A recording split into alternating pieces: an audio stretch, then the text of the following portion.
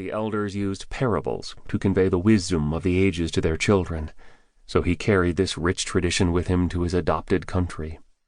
From the day that my mother died suddenly while making his lunch in our well-worn kitchen, until the time that my brother and I entered our teenage years, my father would send us off to a dreamy sleep with a delightful story that always had a life lesson. One that particularly stands out in my mind is about an old farmer on his deathbed, who asked his 3 sons to gather around him. "Sons," he said, "death is close by, and I shall soon take my last breath. But before I do, I must share a secret with you. In that field behind our farmhouse there lies a glorious treasure. Dig deep, and you shall find it. You will never have to worry about money again."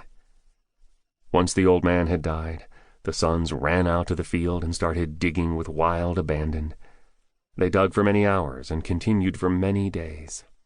No part of the field was left untilled, as they put every ounce of their youthful energy into this task.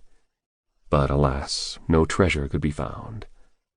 Eventually they gave up, cursing their father for his apparent deception, and wondering why he would choose to make such fools of them. However, the following fall, that same field yielded a harvest the likes of which the entire community had never seen before. The 3 sons quickly became rich, and they never worried about money again. So, from my father, I learned the power of dedication, diligence, and hard work. In my college days, I toiled day and night, eager to stay on the dean's list and to fulfill the dreams my dad had set for me. I won scholarship after scholarship, and diligently sent my aging father a small check at the end of every month, a portion of the salary I received from the part-time job that I held. This was a simple token of thanks for all he had done. When it came time to enter the workforce, I had already been offered a lucrative management position in the high-tech field, the field of my choice. The company was called Digitech Software Strategies, and it was the place where everyone wanted to work. Astonishingly successful, the pundits predicted its meteoric growth would only continue, and I felt truly honored that the firm had actively recruited me to become a member of its high-flying team. Quickly accepting the post, I began working 80-hour weeks to prove that I was worth every penny of the lofty salary I received. Little did I know that, 7 years later, the very same company would humiliate me as I had never been humiliated before. The first few years at Digitech were good ones. They really were. I made some fine friends, learned a great deal, and quickly rose through the executive ranks. I became the acknowledged superstar, a young man who had a razor-sharp mind, who knew how to work hard, and who showed true commitment to the company. Though I'd never really been taught how to manage and lead people, they just kept on promoting me to ever higher positions of responsibility.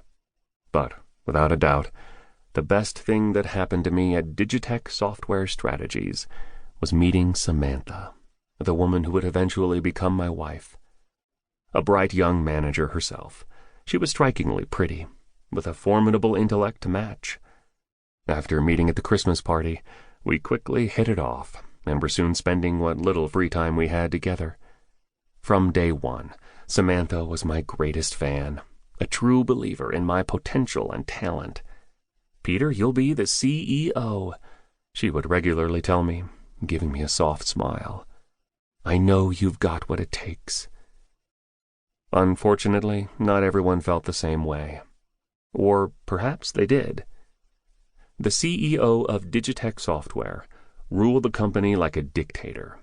A self-made man with a vicious streak, he had an ego that matched his grossly inflated paycheck. When I first started working with him, he was polite, though reserved.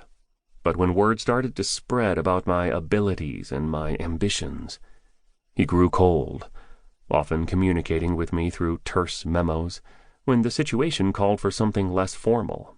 Samantha called him an insecure little clod of a man. But the fact remained that he had power, real power. Maybe he felt that as I rose to higher management positions, I would make him look bad. Or